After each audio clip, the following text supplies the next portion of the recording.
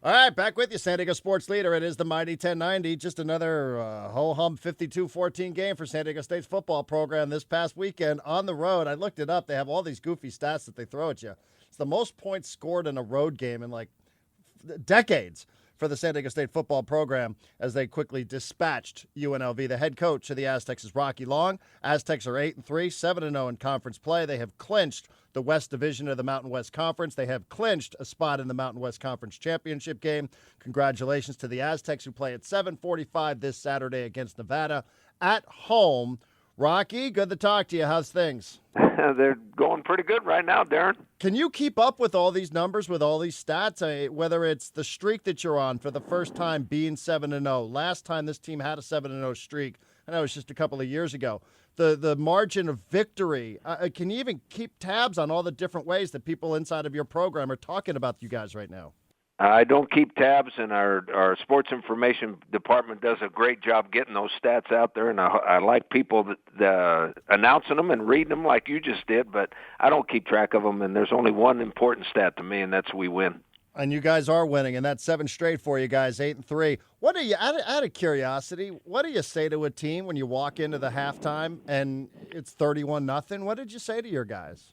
Well, you don't say much, and we didn't, sometimes you make adjustments at halftime, but things were going so well, there was no adjustments being made. You talk to them about playing at the same intensity level and playing with the same effort, and we didn't really in the second half. In the third quarter, we didn't play with the same intensity or effort, and somehow we got it back in the fourth quarter and started playing that way again. So I think it's a natural reaction to relax a little bit, but you wish they would never relax, that they're like that all the time, but I guess that's guesswork. Is that just players? I mean, at 31-0, I would think for anybody. I think for me as a viewer, Rocky, or if I'm listening on the radio, you've seen a million football games in your life. I mean, is the temptation ever there to relax when you have that kind of a lead in a half and you completely dominated an opponent? Well, there's no, not by a coaching standard, because I've seen games where you're ahead by 28 or 30 at halftime and lose the game. Now, it doesn't happen very often, but it has happened in the past. And I guess we're worrywarts because we're always worried about that kind of stuff, but the players sure weren't, because we kind of came out and were a little sloppy, didn't play quite as hard in the second half. But in the fourth quarter, we started playing like that again, so who knows? 52-14, the final score. I mentioned you clinched the West Division of the Mountain West Conference, and you had done so really before you took the field. How does that work for you? Did you know? Were you keeping tabs on what was going on with Nevada earlier in the day, or did you want it to be a surprise afterwards? Did you keep it from your players? No, I mean, we were checking our phones, and some of the guys had the game streamed on their iPads and all that kind of stuff. So we were keeping track, and we were pretty happy when Nevada lost. That guaranteed that we would be the Western Division champs. And I would say 50% of the players knew by the time we got the pregame meal. And at pregame meal, I told everybody. But in my opinion, it doesn't make any difference. If you got ready to play from Monday through Friday, it wasn't going to make any difference on how you played Saturday night. So, and that was true this time around too. Well, what was the reaction like when you announced to the whole team that they were in fact West Division champs before they took the field against Vegas? Well, this might surprise everybody. There was not much of a reaction because half of them knew, and the other half didn't really care. Because we were primed that we had to win it, be the Western Division champs. We had to win, and they were ready to go, and it proved on game night too. When we got there, we played really well in the first half. Rocky Long, head coach at San Diego State, 52-14 over the weekend, hosting Nevada. Final game of, well, let's get there in a second here.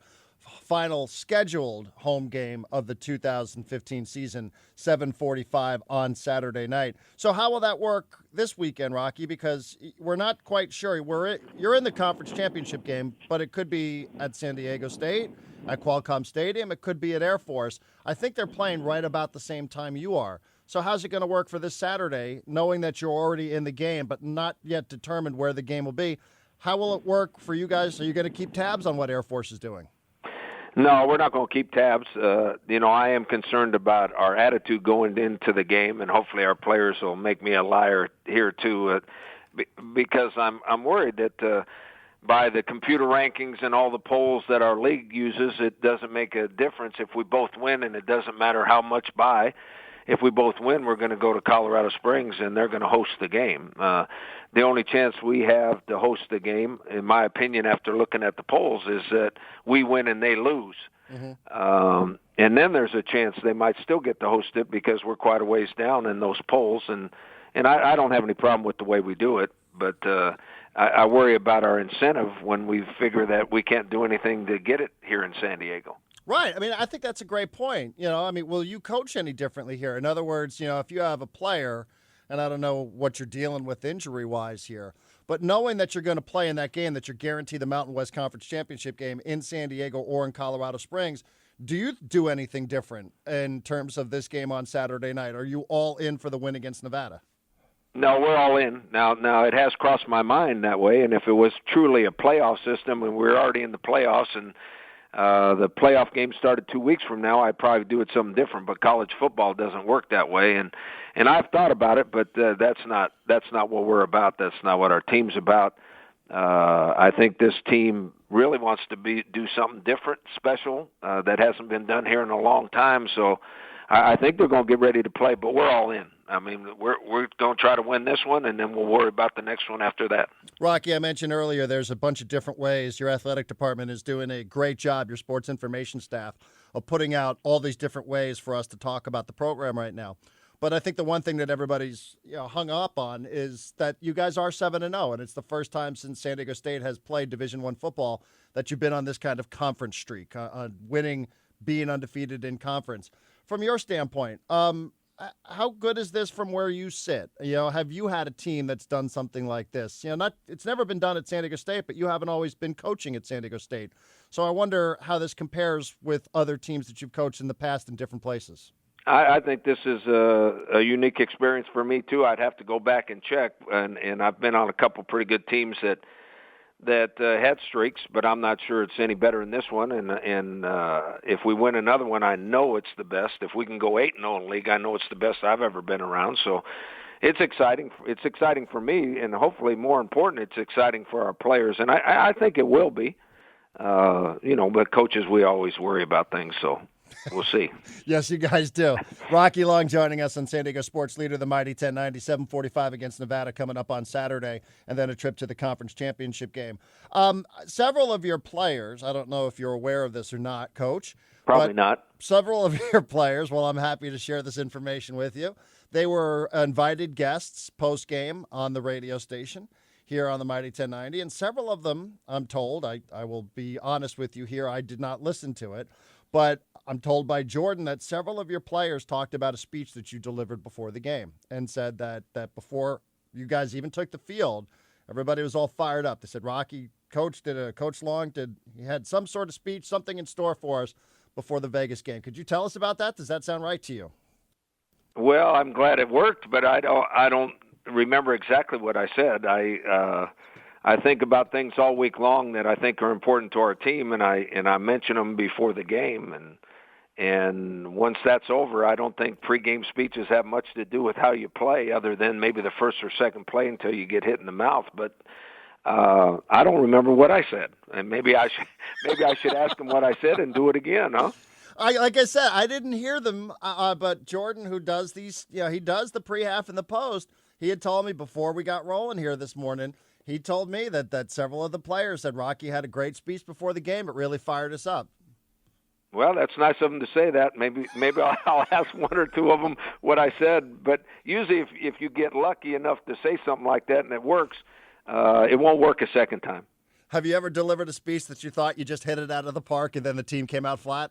Oh, of course. I used to plan on what I was going to say. Now I don't plan on what I'm going to say. I kind of wait till the moment and then decide what's the best thing to say. But I used to try to plan it and thought I had a great one before, but it didn't work because we got crushed. Well, whatever you're doing is working because you guys you're killing people in the first quarters of these games, and I'm sure you're aware of this. And again, this is another way that you could talk about this program right now. But in Mountain West Conference play, my gosh, you're scoring 1 million and you're allowing nothing. So whatever it is that's happening right before the game, it's working, and it's worked 7 straight times. Do you look at these scores and think to yourself, my gosh, every single game it seems to follow the same format? I do look at it, and I'm pleasantly surprised because you never know how a game's going to go until you actually start playing it. It's a nice role to be on. I want you to know that it's really easy to call offense and defensive plays when you're up by 31 points, and I've never been around that before, and so it's enjoyable, and I hope we continue to do it. Hey, Coach, last thing for me would just be Saturday night, against Nevada, 7:45. The game's picked up nationally. It'll be on ESPN2. It'll be here on the Mighty 1090. But this is perhaps the final time that your fans will get a chance to see some of your players come out at home. It's senior night on Saturday, correct? Yes. If you could, the seniors here, you've been with them. You know, they're doing things here that haven't happened an awful lot. You know, they're going to be a graduating class that has been eligible for postseason play each and every one of their years here. How about this group, if you could? If you want to single a couple players out or if you want to identify the group as a whole, this group of Aztec players who we'll see for the final time, who will be recognized before the game, what has it meant to the program? Well, obviously it's meant a big deal, and as you said, they've been here the whole time. They've been here the whole time since I've been the head coach. In fact, the ones that have been here for the 5 years, they're my first group as the head coach when they came in, and now we've had a couple transfer ins and that sort of thing, and a couple junior college guys since then.